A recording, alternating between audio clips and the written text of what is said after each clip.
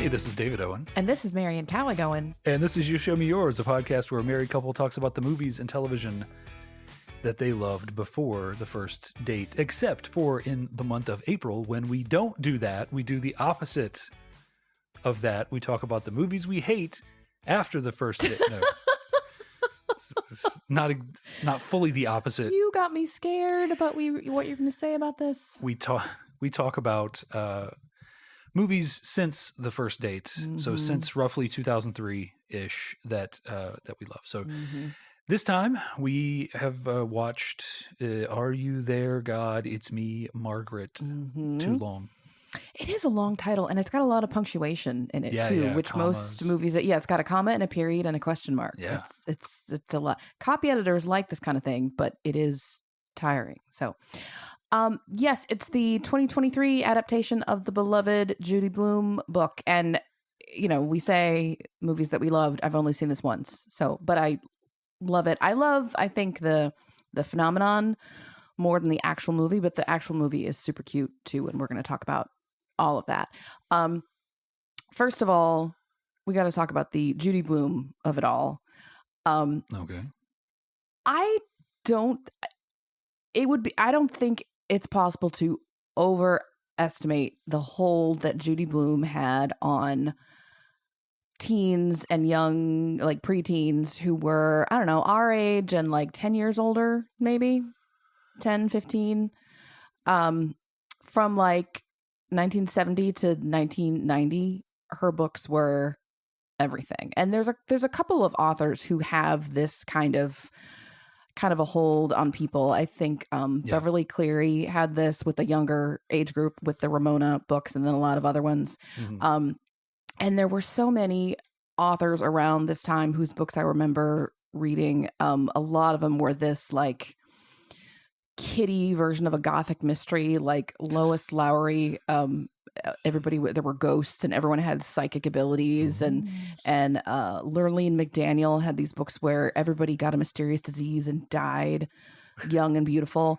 To this day, I'm freaked out when anyone gets nosebleed, because in one of her books, a nosebleed was a sure sign of leukemia and instant death. Goodness. So yes. I think I told you this when our kid went through a period of having nosebleeds regularly, and I panicked every single time. But I don't know. I don't think that there's anybody comparable now. I think, like everything, there's kids have more options of what to read, and there's more genres too. It's not just books; it's podcasts, it's Instagram feeds, it's blogs are barely even a thing anymore. No. But there's all kinds of other ways to have these parasocial relationships with creators of various kinds. So the books are probably still being written, but kids have a lot more options. But it's hard to oversell you how big of a thing Judy Blume was for Gen X. Yeah, she was a phenomenon. Like Nirvana wrote that song in Bloom about her. What? I don't even. Okay, I don't even get the joke you're trying to make. There's a Nirvana song called. Somebody got that. There's a Nirvana song called "In Bloom." Spelled? No, not spelled the same. Okay. Well. Yes. Right. No. Yeah. Okay. Well, here I'm going to read you the list of Judy Blume books, because I think of her as an author for girls, but she wrote a lot that were for boys too, or could have been. Let's see. Let's go over the list. Something called The One in the Middle is the Green Kangaroo, Iggy's House, Tales of a Fourth Grade Nothing. I feel like that's about a boy. Did you ever read that? Nope. Otherwise known as Sheila the Great. The Pain and the Great One, Blubber. That's one that's mentioned. I don't think I ever read that. Starring Sally J. Friedman as herself. Freckle Juice, Super Fudge, Fudge Mania, Double Fudge. That was a series. So we read Super Fudge in school. Okay. But I do not remember anything about it. And then there's a whole bunch that were after my time. And then there's this. And then there's the big one, Forever. Do you know about Forever? No. Oh, boy. Forever. Well, so first of all, this is classified as a young adult book, and so is Forever. And like, these are way different ends of the teen spectrum. All right. Because Margaret, spoiler, gets her period and wants her first kiss. In Forever, they do it. Sweet. not Margaret, somebody else. I forget the person's name in Forever. But it's a boy who nicknames his penis Ralph. Cool. Yeah, but it is fairly explicit about sex acts, and for this reason, I think Judy Blume got a lot of flack from parents and everybody. Forever got banned in multiple places. Sure. I didn't even have the nerve to check that out from the library if they had it. Every time we went to the bookstore, which was rare, I would find it on the shelves and read a little bit of it at a time. You knew exactly the page where it went down. Well, I mean, everybody at school was like, it's 137. There was a certain part that I was interested in. I didn't really care about the plot. I was just like, wait, let's get to the good part. Yeah. But the Margaret book, I'm not going to say the whole thing every time, has also gotten a lot of attention from people who like to ban books because it's got frank discussion about your periods and kissing, and the part where Margaret talks about not even being sure that she believes in God. These are the things that we ban books for now. It's that we did ban books for at the time. It seems quaint. Yeah. Because those should be fairly standard things. But I'm getting way off, and I'm talking more about the book than the movie.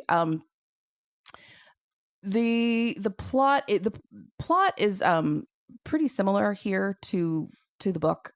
Margaret is an only child and lives with her parents in New York City, and they decide that they're moving to the suburbs. This was always a big plot point in books around this time. Kids were moving to the suburbs, capital T, capital S. Yeah. And they were always afraid that the suburbs were going to be so bland and boring. And, and then at some point I looked up, probably when we were living here, because we live in essentially the suburbs. And I was like, oh, I live in the suburbs. Is this what people were afraid of in those books? I don't know. No, we're in a whole different kind of. That's true. Yeah, because I looked at the suburbs of this movie and was like, oh, that's pretty nice. That's really nice. Yeah, that's true. We are like the next ring out of suburbs. Well, and we should mention here. So this was filmed in Charlotte. Yes. Not our part of Charlotte, the part that has houses built before 1990. So, not much of it. Yeah. But I don't know. I was hoping at the end for a list of like what was filmed where and that kind of thing, but they don't have that in the credits. But if you are listening and you're from Charlotte and you have intel on any of the filming locations, let us know. Did you notice that their house, though, in New Jersey, has pretty much the same floor plan as our first house that we lived in? Oh, yeah. Well, yeah, it's in the 70s. So it's a split level, and it's very reminiscent of our first house. That was a good house. Oh, yeah. People say they hate split level, but it was pretty good. Yeah, I mean, it's if you know what you're getting into, you get it for the split level. Like people who hate split levels got their house in spite of the split level. Like well, I guess it's split level, but like no, like we got it because we were like, yeah, like it was interesting. I want the entertainment floor, like the public floor. I want the downstairs floor, which is like the crash room. And then I want upstairs, which is the living quarters. Like I want it all separated out. Yeah. There were a lot of good things about that. On behalf of everyone who owns a split level now and is like, oh my God, what am I going to do when it's time to sell it? Y'all look into split levels. They're pretty good. Yeah. This has been your real estate minute of the day. Anyway, so the family moves to New Jersey. And they're in this idyllic neighborhood, and, like they've been there 2 hours, and this girl knocks on the door and is like, hi, the realtor told me all about you. I know you're Margaret and you're in 6th grade. Let's go be friends. And Margaret's mom is like, sure, that's fine. It's not a new point, but like the way that the parents are just sending their kids off to do all sorts of things with very little supervision is amazing. Like I consider us sort of free range parents, and I would have done a little more checking before I sent my kid off. But no, like this is that I had like way worse experience than that, like with getting sent off, like there's the trope of like, why did of Gen X drinking out of the garden hose, and everyone's like, young people are like, why did you drink out of the garden hose? Because we weren't allowed in the house, right? Like that's the joke, we weren't allowed in the house. Like that was the thing. Like I was like, even when I was like 5 years old, my mom would look out in the street and the oldest kid on the block named Junk Bean don't know if that was his lawful name or not, would be out there, who was like 12 or something. It was a troublemaker, just like this, like a Scott Farkas type, like redhead. Yeah. Not really a bully as I recall, but like he was out there with all like the 5 and 7 year olds. Like, all right, well, like there's basically an adult out there, junk beans out there. How have I never heard this before? I feel like I've told you about junk bean. And so, I'd go out in the street and play, and I'd be gone all day, Yeah. So not just someone came over and it's okay for you to go with them. You need to go out and find someone to play with. Yeah. Like, just get out of here and don't come back until sundown. Yeah. And these days you would be arrested for that. Anyway, so Nancy is a bit of a manager person, and we meet her mother a little bit, and you see where she gets it from, and she's like, she's like, okay, hi, we're gonna be friends. You're gonna be in my group. We have the secret club, which cracked me up because secret clubs. Did you create secret clubs? Yeah. And they always had to be secret, and they had to have rules, and they fell apart because they didn't really have a purpose. But yeah, I was in a secret club, very similar actually. Now that I think about it. When I changed schools in first grade because I was too honest and I admitted that I didn't live in the district when I was asked, like the first day or two, this kid named Jason, who would be like my best friend for like 2 or 3 years, did a very similar thing to me. He was like, okay, we're going to be friends and you're going to be in my group. It's called the Danger Kids, and I am Thunder and you are Lightning. And now we're gonna go fight the Dookie Man. The Danger Kids. Oh, yeah, we were the Danger Kids. We fought the Dookie Man because there was a sewage grate, like like a wastewater runoff thing by the playground at school. So we went over there and fought the Dookie Man. Ew. Okay. And it was never actually Dookie, but we would take those cattails. Yes. The long brown cattails, we throw those into the water so they would look like Dookie. Oh, yuck. Okay. It was good. Anyway, I tried to make a club. I think I also was in first grade, but there were 2 girls in the class whose names were longer and I didn't know how to spell them. So I said they can't be in the club because I don't know how to spell their names, which... Nice. And I had a bit of mean girl in me too. That was the extent. If you need a cutoff to keep someone out of a club, that's as good as any, really. My name is 6 letters. Yours is 7. Sorry. Can't do it.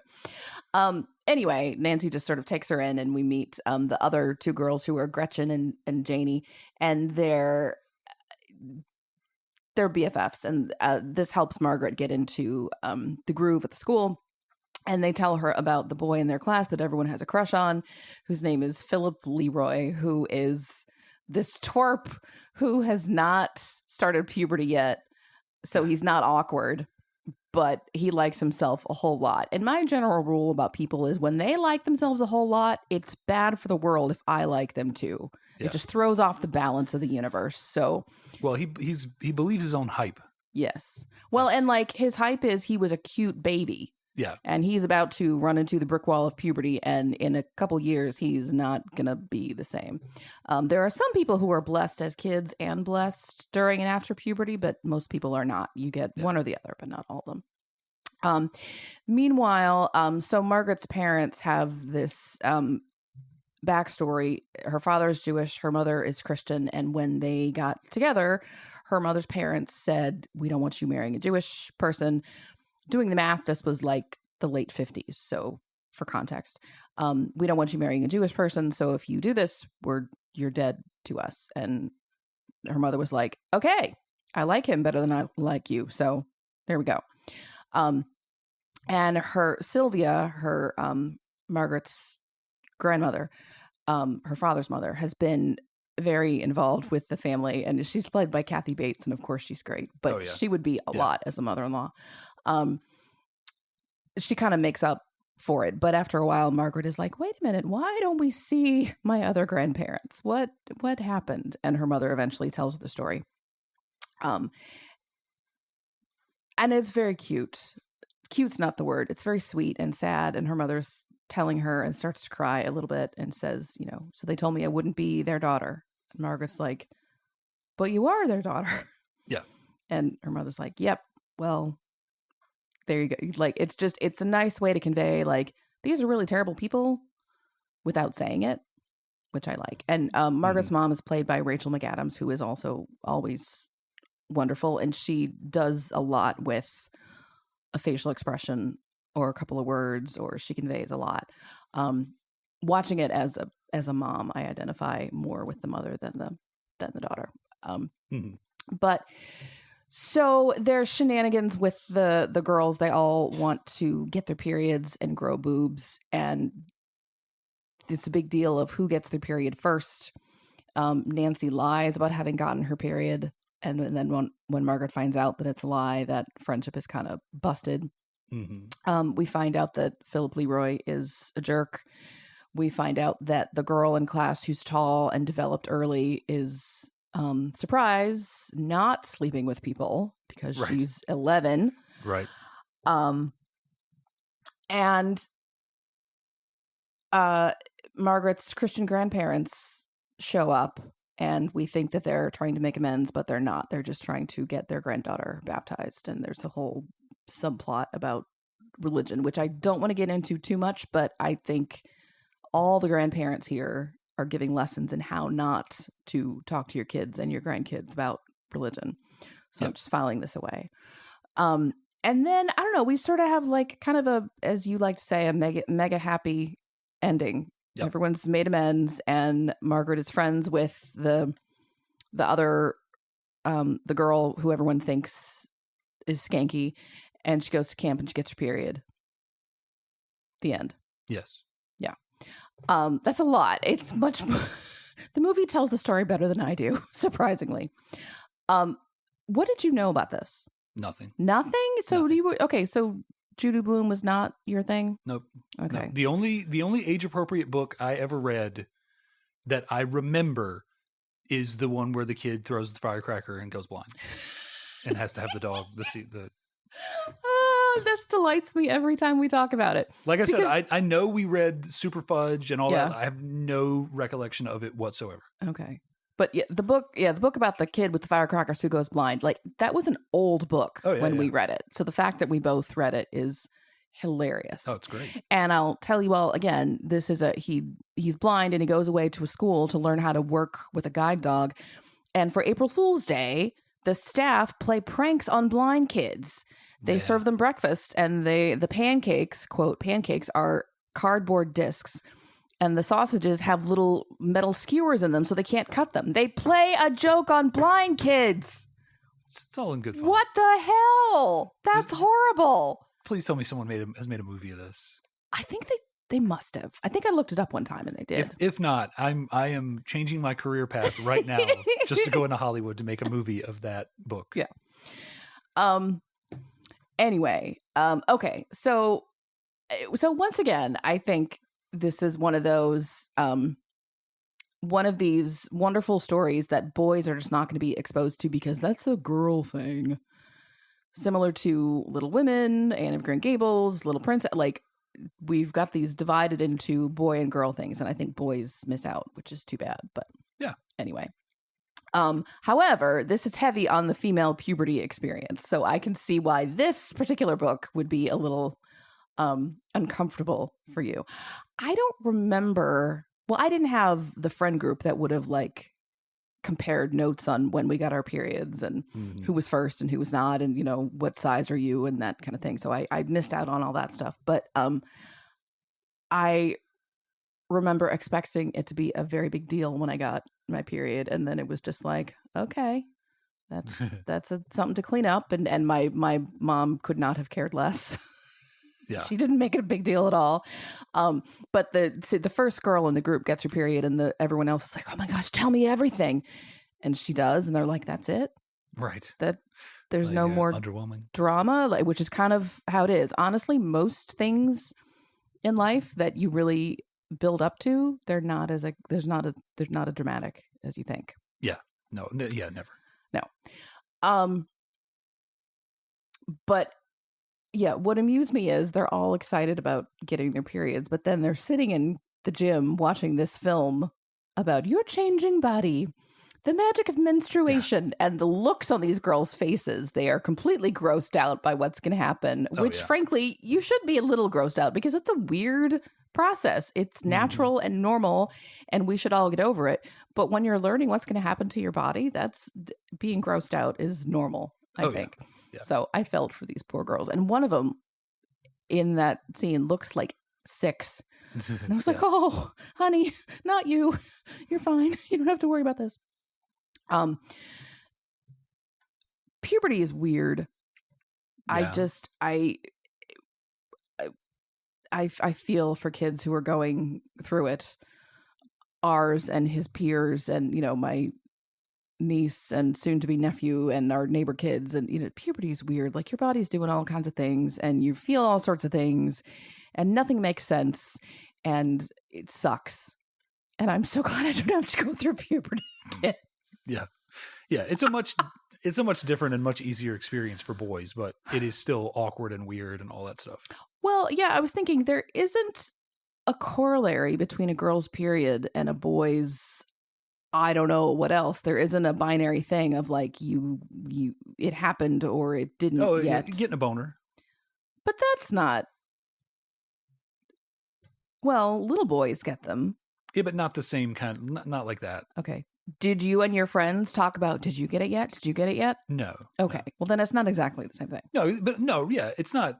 I'm just saying, if you want like a passage, a point at which you've passed into its pubes and a boner for boys, and that's pretty much it. Underarm hair, like all the other check marks that come with for the girls. But yeah, I mean, the only unique thing is the boner. Speaking of underarm hair,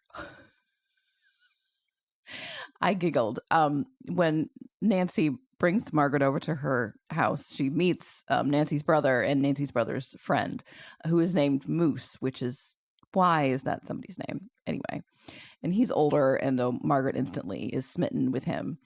And she notices that he's got a little bit of underarm hair, and she's kind of like, oh, well, he's a man, which so mature. I remember doing that exact same thing.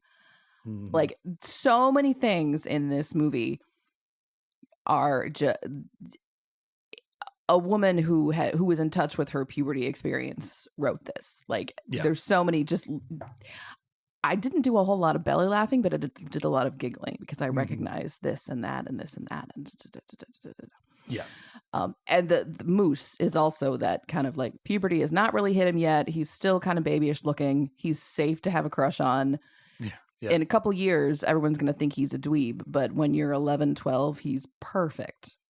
And he seems like a sweetheart. So I'm glad that this is who Margaret ends up with a crush on and not Philip Leroy. Yeah. Yeah. I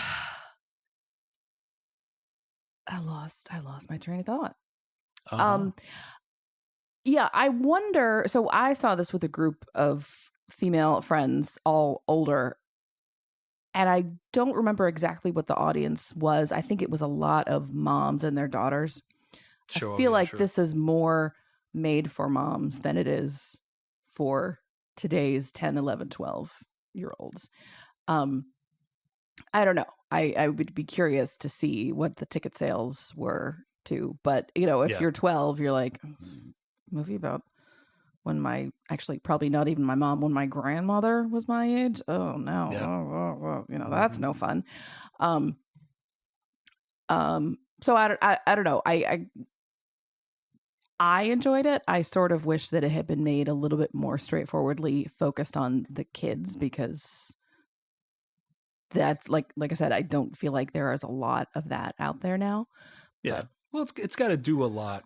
Yes. So it's I think it's just trying to give all the care, like you got to give the mother a certain amount of screen time so that you can do the grandparent subplot and like et cetera, et cetera. So yeah, like it's serving a lot of masters, so to speak. Yes. Well, and I remember most of this happening in the book, but it's much easier to fit multiple plot points into a book than into a movie. So. The clothing is fantastic. You always forget that there's in any given, so this takes place in 1970. There's this period at the beginning of a decade when you're not into the stuff that everyone thinks about for the decade. You've got a little bit of the old stuff, a little bit of the new stuff. And so Margaret's in a lot of like Peter Pan collar dresses, and I don't think she wears knee socks, but she might as well. She's not allowed to wear socks. That's right. I noticed after that rule. scene, she had ostentatious socks on every single time. Yeah.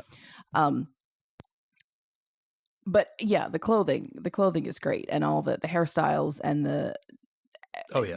It's yeah. It's very.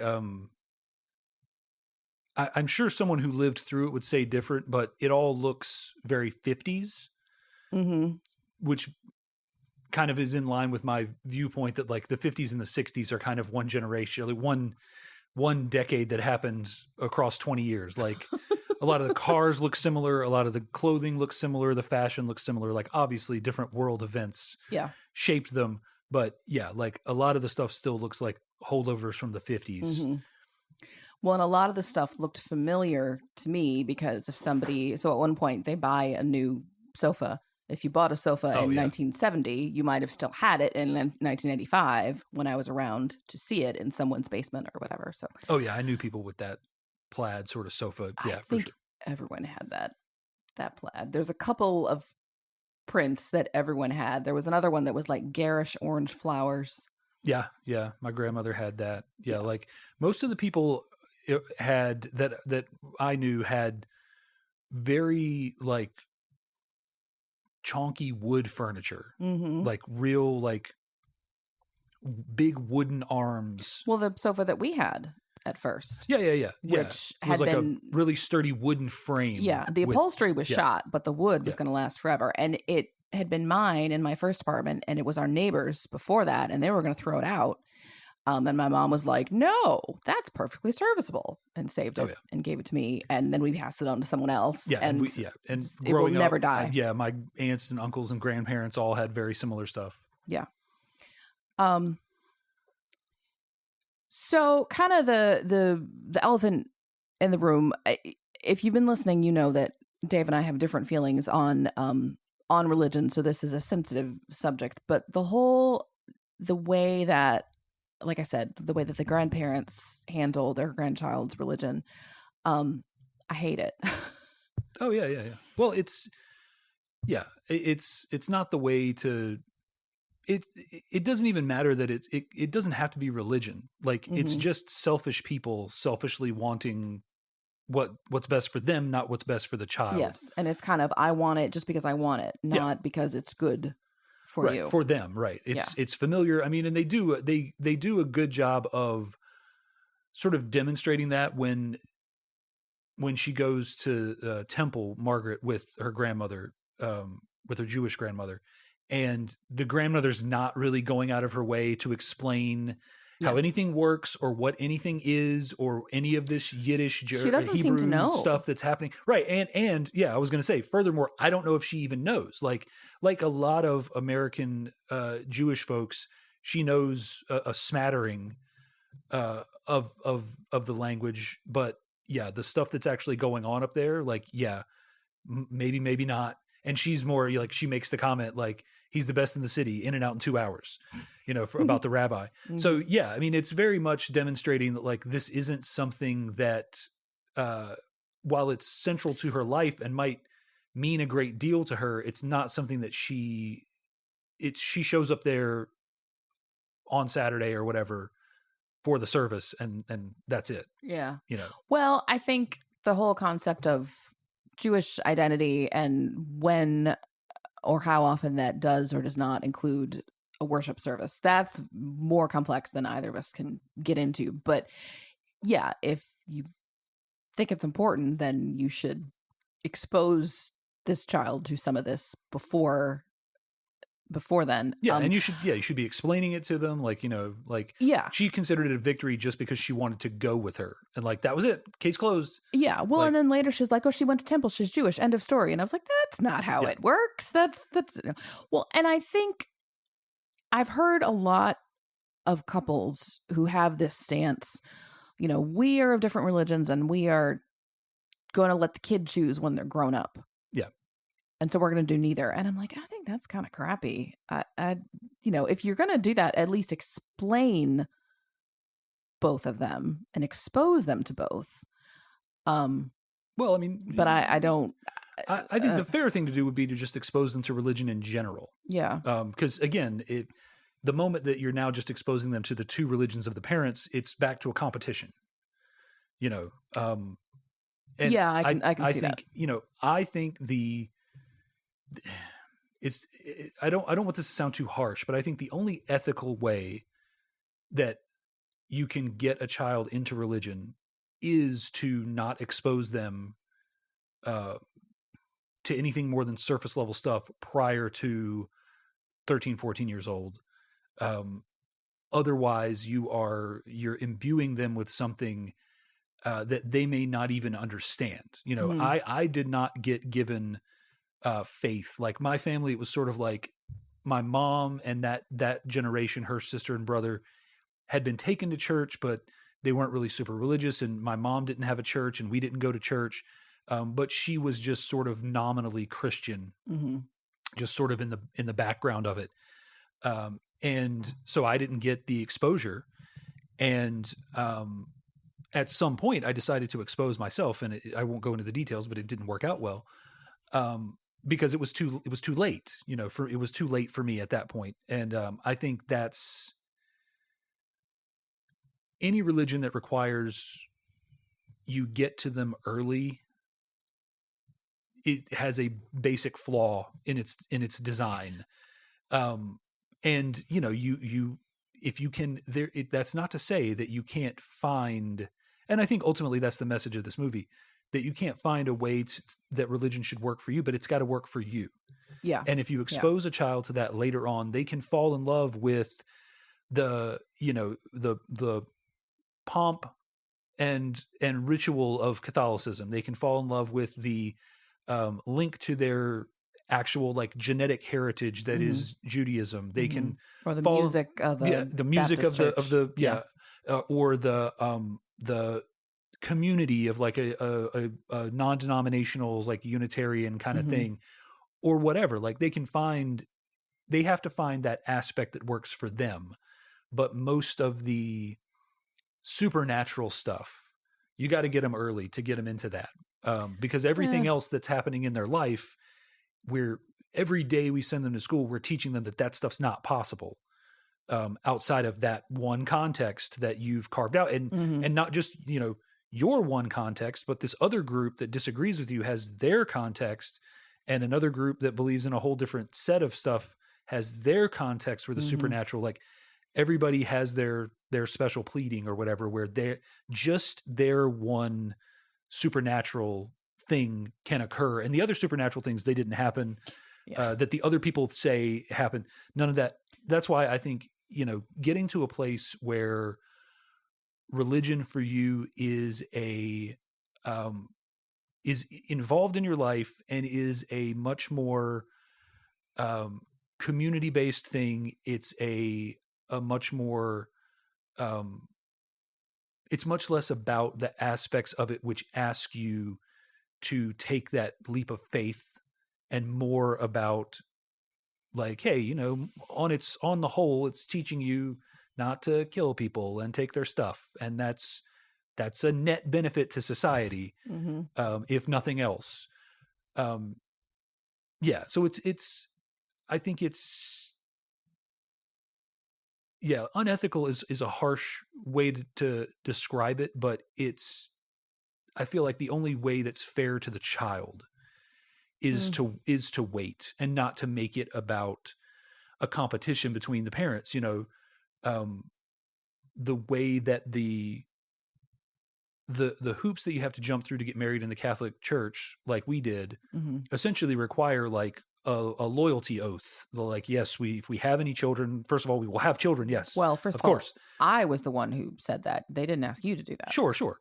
Um, but that will raise that child in the church. Like Yeah. yes, we agree. Um, and I think that sets up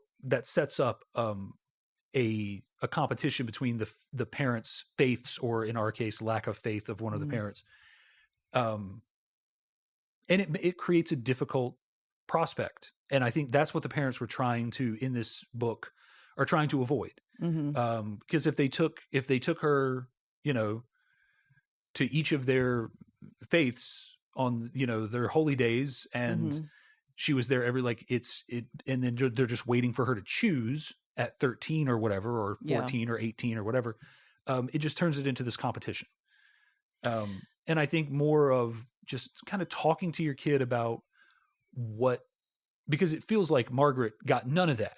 Like, well, yeah, she says at the beginning she's doing this project for school, and she had said, "I hate religious holidays." Right, because and the teacher says, "Why?" And she says, "I don't celebrate them." And I guess that means not Hanukkah, not Christmas either. Yeah. Not Easter, not Passover. Not Passover. And there's around Christmas, there's shots of all the houses in the neighborhood with lights, and theirs has none.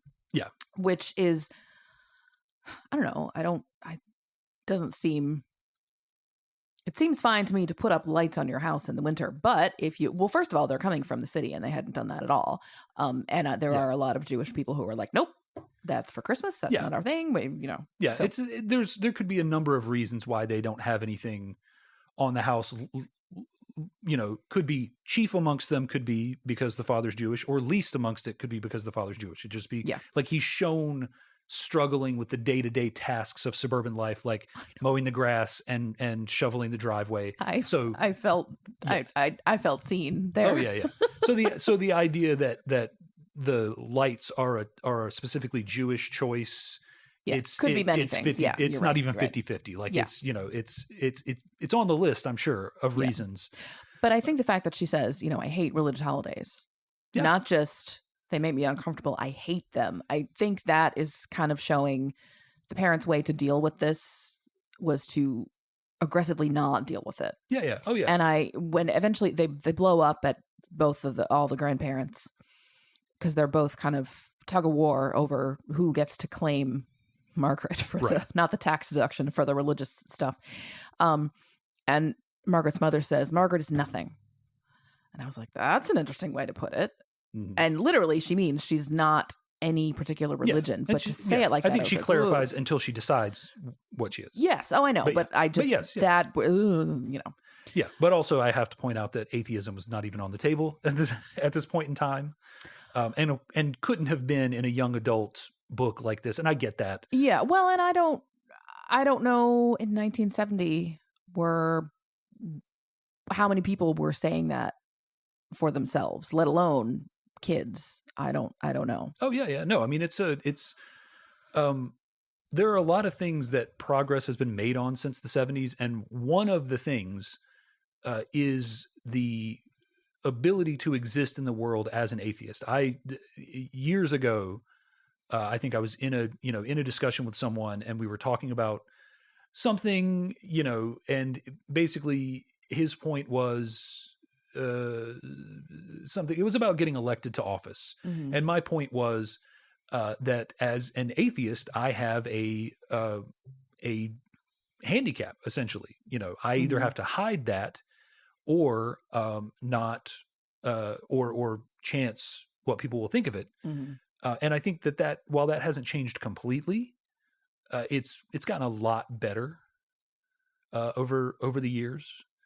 And yeah, I think it's one of the many things we've made progress on as a society. And you look at statistics, and it's people's dedication to their faith is growing in certain ways and dropping off in others. And I think one of the things when we did our pre-marriage stuff, which was through the Catholic Church, there was a point where they were like, and it was good. It wasn't explicitly religious except for occasionally. And one of the things was like, what was it, like write down your one word to describe your relationship with Jesus. That. Yeah, I remember you said personal. Personal was like the only word I could think of. I took as don't ask me about it. Well, but I meant that as it's down to the individual. Even though the Catholic Church is the sort of church that from the top down says this is what Christ is and this is how you should have a relationship with him, even within that confine, it's still personal. And I think that's part of what this movie is, and this, I'm sure the book is saying, right? Like God in the context of this movie is just Margaret's inner monologue. Like it's her diary. Like it's just something that she sort of talks to. It's a tape recorder. It could be anything, because nothing that she asks for is answered during the course of the movie in any way that is designed to indicate it's an explicit answer. You know, a Well, I 12-year-old girl saying, please give me my period, and then getting it some months later. Yeah, that's not. Yeah, is not a, you know. Well, I think most of the things that my experience has been that most of the things I pray for don't happen don't happen right away, don't happen exactly the way I want them, et cetera, et cetera. It's not that, you know, God is not Uber Eats, right? Yeah. And I honestly, the way that I pray, the things that I ask for have changed a little bit. I don't say, dear God, let me get an A on this paper. Mm-hmm. Knowing that I don't really deserve an A, I say, dear God, help me write this paper to the best of my ability. Or dear God, help me stay awake to write the stupid paper. I'm writing a paper now that I hate, you guys, and I just want to be done. So part of that is like asking for things that are reasonable to get. Right. And I think at the end of the day, whether you understand it or not, you're asking yourself for those things. And I think that was the point with Margaret, is that she's asking, when she's asking for things that are, when she's asking for things, I'm trying to think of how to structure this sentence. When she's asking for things and the fulfillment of those prayers would be supernatural in nature, you know, to wake up the next day with a B cup after she prays for boobs or whatever.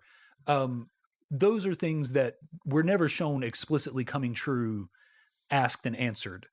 But when she's talking to God about things that are just more sort of things you talk to yourself about, it helps her work through the issues in her life in a way that, whether it's intentional or not, the sort of thesis on God that I take away from the movie is that it's personal.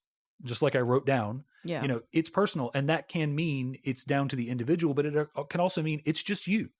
You know, there's you know, she has a line in the movie, you know, something akin to, it's just me, like in her report when she writes, you know, and earlier I think she said, I only feel you when I'm alone. Right. I don't feel you at all these, you know, and it's churches. On some level, it's a beautiful sort of way to walk the tightrope when you're writing something like this, you know, because you're not explicitly, like, Margaret doesn't end up a Christian or Jewish or anything, but she ends up in the end talking to God again after taking some time off.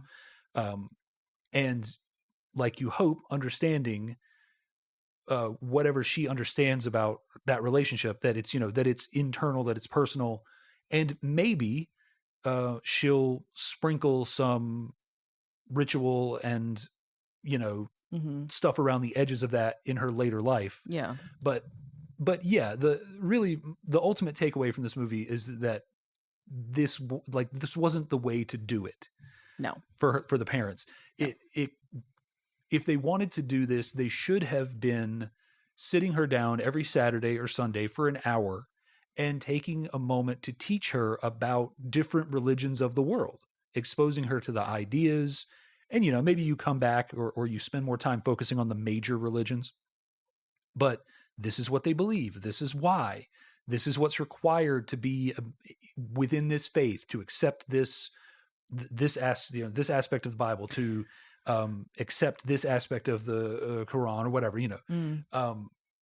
And really teaching her about it, because they're leaving her with a decision that they haven't equipped her to make at all. Like, in the slightest. Well, I think it sounds like neither of them feels very tied to religion for themselves. And so I don't think that they're then obligated to teach her about something that doesn't resonate with them. But I just think it's good parenting, just for living in the world, to be like, well, hey, it's Christmas. Do you know what Christmas is for Christians? Oh, this is, you know, like I told our kid about, Ramadan. Yeah, it's like happening right now. About Eid, and like he's learned about it. That's just being a good citizen. Let alone for an individual's spiritual development. So yeah, like I said, I think the way they dealt with it was by aggressively not dealing with it, which always backfires. Yeah, and I think, you know, the subtext of this movie, to me, as an atheist watching it, is that both of the parents are mid deconversion. from their individual faiths, like no question. I don't know. I think the mother has pretty aggressively. Oh yeah, no. I mean, I think she's because her, so the hardest. So she was clearly raised in a fundamentalist sort of evangelical household, and the hardest thing for someone, at least in my limited experience, not just with myself because I wasn't in that, but I've known a lot of people who were growing up in the South. The hardest thing for adults is that it's so ingrained. The fear of hell, the fear of what comes after is so deeply ingrained into you. I've had conversations with people where they were telling me, like, in my logical, reasonable mind, I know that I don't believe in this stuff. But when a car pulls out in front of me suddenly, I thank God that it didn't kill me. Not because I believe that he exists, but because it's that ingrained into who I am. Or is that just a saying, though? I mean, like, I caught a couple times Margaret would say, "Oh, thank God." I was like, well, and she starts saying that after she starts talking to God. So I feel like that's a nod to the fact a whole that she's attributing. Maybe we don't have a whole lot of the movie before she starts talking to God. So, but no, I mean, I don't think it's just there. At least two separate conversations I've had with ex-evangelicals. They were expressing that, like, you know, they were actually talking to God in that moment in their head, like not, oh, thank God, not like that, like literally, like, you know, I thought I was almost going to die, and in that moment, the fear of going to hell was so great that I kind of acknowledged God again in a way I hadn't in years, just out of this pure fear that was put into me. Yeah. By the way I was raised. I would say the more dangerous thing there is ingraining that you're sure you're going to hell. And the belief in God does not have to be a negative. It's being sure that if you died right this minute, you're going to hell. Like, that's not, I don't know. We talk about this. And again, like, if in this person's case, they have rejected Christ, and they were just faced with their death, and they, again, my point here is, because it was ingrained into them at such a young age, it's incredibly difficult to shake. And so that's why, even though the mother has had traumatic experience with religion, she is still, like, waving the Christian flag in the Jewish Christian, you know, schism in this household on some level, right? Really? I didn't see it, but I mean, I don't mean explicitly. The father isn't either. That's why I say they're in deconversion. Like, I think both of them are in a deconversion process, and that process can take 5 months, 5 years, and 10 years, and they just read like people who are in that process. You know, the father is not going to temple, the mother is not going to church. And, you know, they are essentially raising a child atheist. Well, the father also, I mean, I'm just guesstimating on the math, but he was probably born late 30s. So being a child during and after Margaret's father. Yeah. 30s? She was born so it's 1970. She's 11 or 12. So she was born in the late 50s. Yeah. So he was So he's in his 40s? 50s to 30s. Oh. You said he was born in the 30s. I'm doing the math. If he was born in the 30s, then he was in his mid 20s when Margaret was born. I think these read like early 30-year-olds. Which would put him born in the mid 50s. Okay, she was born in approximately 1958. Sure. So okay, whatever. Point is, it doesn't matter. He was young in the aftermath of World War II. Sure. Which I would imagine does a number on you when you, as a kid, are learning that people were killed for their religion / their ethnic background, and you have the same background, and only because of an accident of geography were you not that would do a number on you. And it would be very hard to fully deconstruct, I would think, from that. Sure, but also he was clearly raised Jewish by someone who is sort of only performatively Jewish. Well, I don't know. It doesn't go into the father side of things very much. No, it doesn't. It doesn't really. No, but I'm just saying, like, that's how these characters appear written to me. Like, they are not dedicated to religion. They are essentially raising an atheist child. They read as mid deconversion to me. The sort of people that 10 years from this point will have either went back into their religion or completed their deconversion, and wouldn't be, And my point with the mother, not to bog it down, was that is for people who are raised in a fundamentalist sort of life like that, with parents that are so dedicated to their religion they would disown you for daring to marry a Jewish person. That comes with a lot of trauma, and is incredibly difficult. And the fundamentalists are the ones that often take the longest to deconvert, to deconstruct, because it's so because they are taught that by your very nature you are evil. Yeah. And by your very, just in absence of action, you are going to hell. And that action is believing in Jesus Christ, et cetera, et cetera. And that takes a long time to deconstruct from. So ultimately the parents are messing up. Like, they're not doing a good job of preparing her to make a choice. And that's why I say that reads to me as they are both, neither one of them are really wanting to champion their own religion. Well, yeah. I think that, and I'm sure there was trauma involved in their marriage and Margaret's birth, and I can't imagine rejecting you're disowned, my you kid. go out on your own. And the father, I think, is very kind when Barbara, the mother, says, "Oh, my parents wrote me." And he's like, "Really? Do you remember what it was like? Yeah. Do you want to go?" And she says, "Oh, they were so awful to you." And he's like, "To me? To you?" Like, that's, they're your parents. They have a very sweet relationship, which I like. Oh yeah, for sure. But so in a way, I'm just being kind of a dick to say, "Oh, you messed up," because they were doing the best they could, also just pushing aside the stuff that had been painful. Yeah, there's no guidance for this at this point. Yeah, I think their biggest mistake is setting it up as this thing that she will choose for herself. And like creating this sort of, like, they've clearly created this timeline, like not down to the day, but when the subject has clearly come up before, of their religion versus hers, and why they don't go to church, because she says she hates religious holidays because they don't celebrate them. And that, I think, is their fundamental mistake, is that they set this kind of thing of like, okay, well, she can choose when she's an adult. They didn't define when an adult is. Yeah, and then they didn't give her any guidance along the way. Yeah, I think it's just not now. Right. Later. Sometime that is not today. That I don't have to think about. Yeah, they're kicking the can down the road. Yeah. And I think that's not healthy.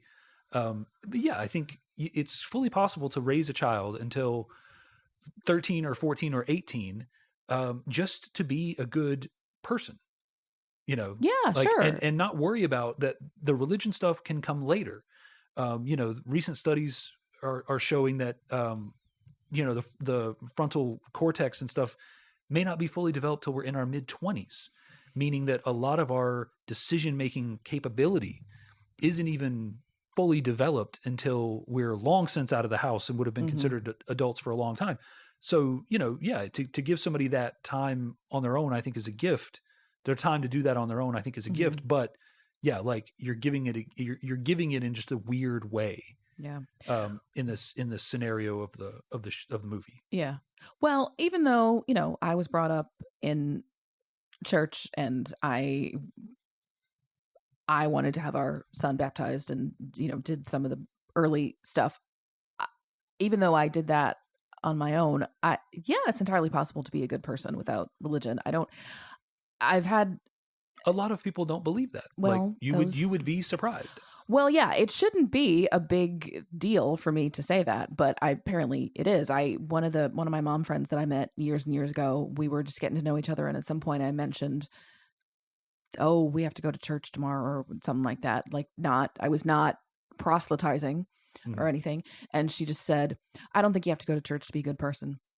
And I was like, "Okay, sure, yeah." Yeah, I don't disagree with that. But she told me a bit later that kids had come up to her kids who were 4, 5, 6 in school and told them they were going to hell if they didn't go to church or if they didn't believe in Jesus or, whatever. And I was like, what the actual fuck? Well, and those kids unfortunately are just repeating what they probably learned in Sunday school. Well, and I turned around and said to our kid, who was 4, 5, 6 at the time, just so you know, if you ever meet, like, you and I go to church on Sunday, but if you ever meet a friend who doesn't go to church, that's their choice, and and don't ever say anything like that. And he was like, "Why would I? What the way?" He was sort of offended and I was like, "Okay, good."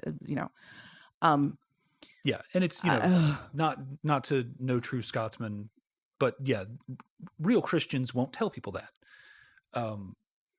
Well, I think there are verses in the Bible that you could sort of reverse engineer to believe that you should do that. But I read something one time.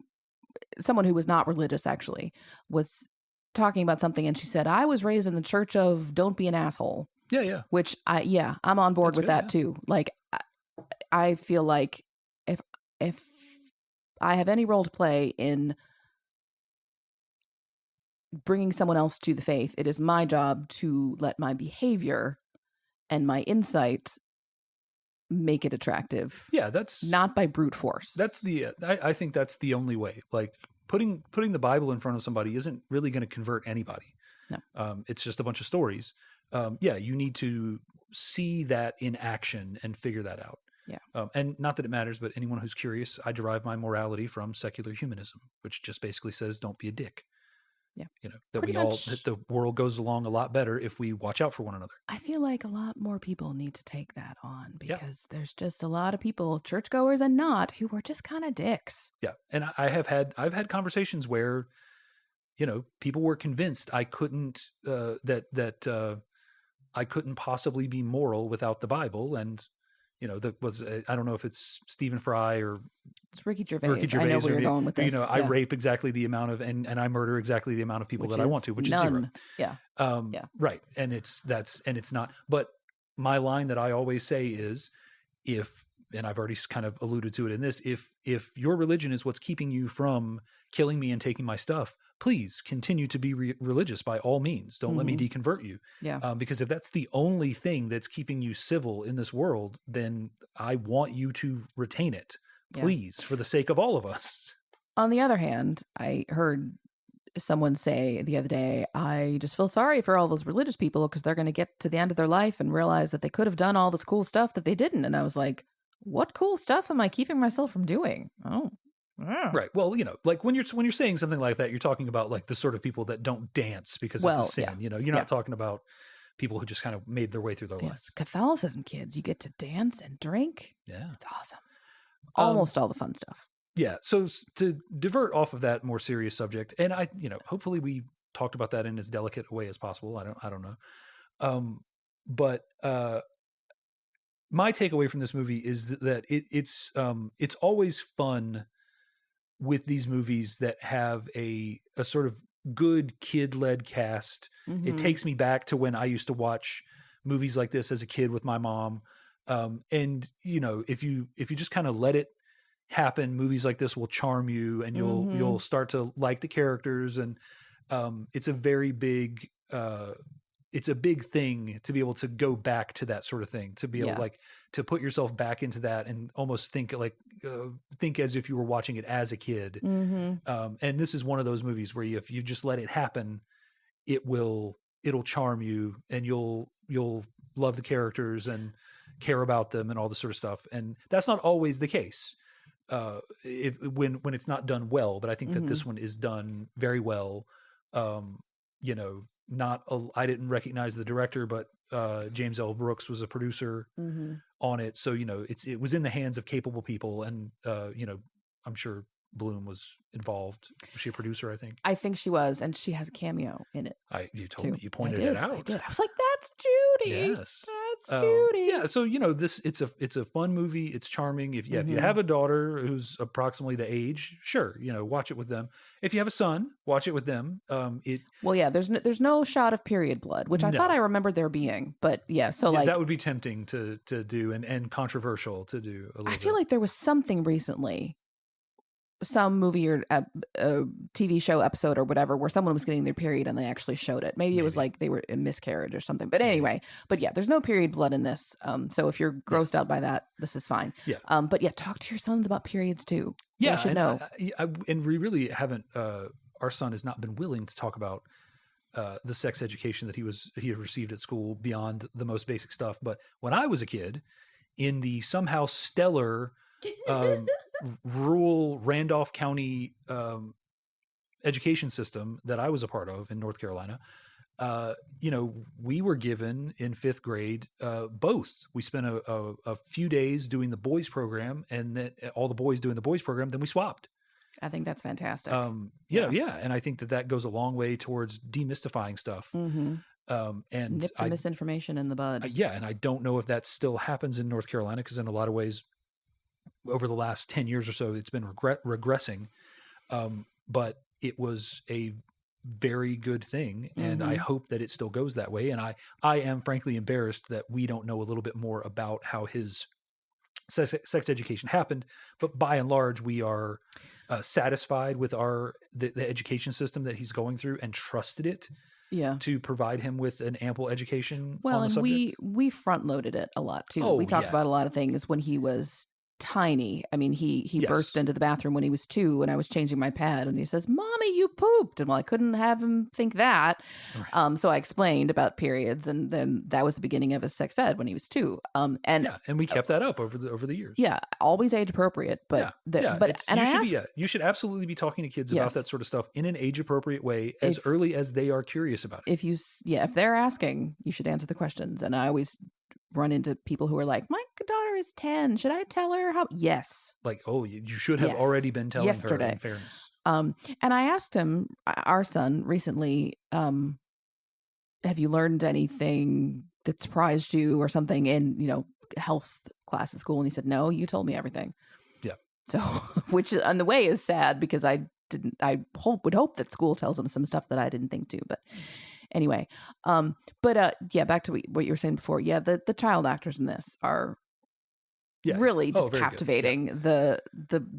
The Margaret is just awkward enough.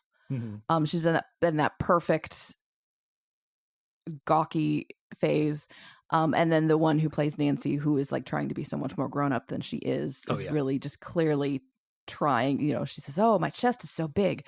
I'm 34 AA." Like, oh, yes. Okay. Yeah. And like all of and it's fun, when they're talking about like the misconceptions of like the fact that she's developed before the other girls, even as slight as it is, means she should get her period first. Yeah. It's just a crapshoot. Yeah. Really. Yeah.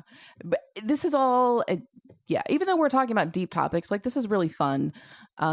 I think if you read the book, it's fun. If you didn't read the book, it's fun. If you were a girl, if you were not a girl, it's all, there's a lot for many people to like here, I think. So well worth watching. I tried to get our kid to watch it with us, and he had better things to do.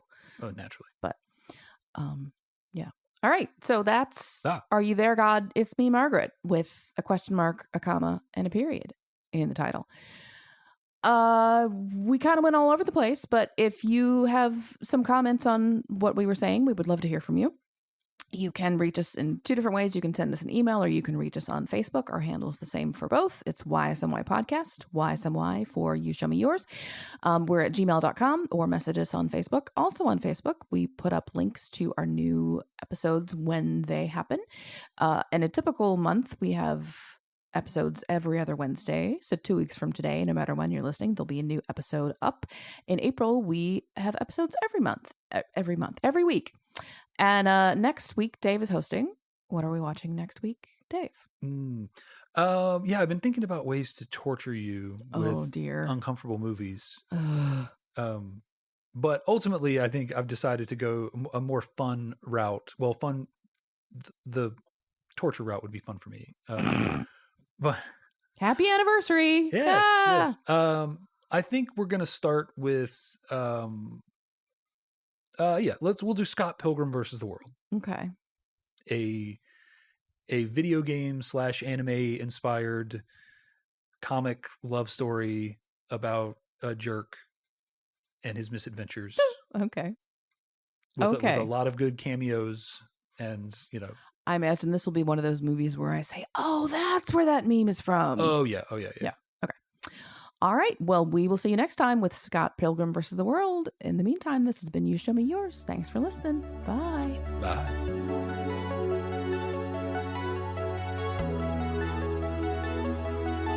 The You Show Me Yours theme song is Uplifting Electronic Indie by Winnie the Moog from filmmusic.io.